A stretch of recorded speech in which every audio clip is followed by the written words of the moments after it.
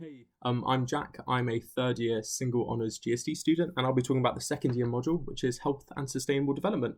It's one of the optional core modules, and it's really, really great. I'll just give an overview of what it contains, which will then reflect what you do.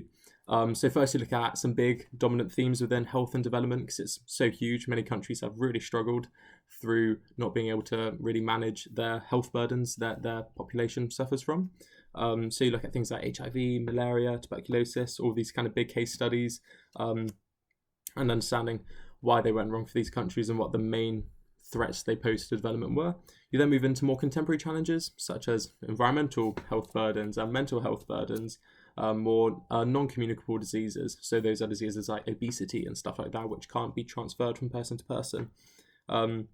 And this case study approach really helps to set you up for thinking, right, okay, I now know what challenges have been faced. And that kind of then leads you into the second portion of the module. So it goes over 2 terms.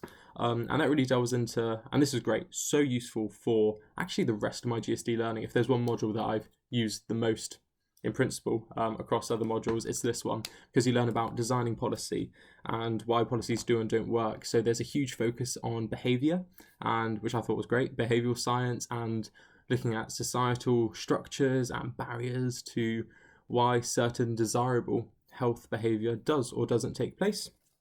I'm looking at resistance to certain patterns or access to delivering health aid to people, which is massive, really, and poses a huge kind of barrier to much of the world in terms of their disease burden that they are facing.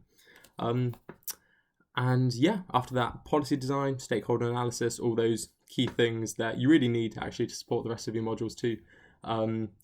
You are assessed predominantly through 3 means. The first 2 are the same. Those are case study analyses. So you do one in each term.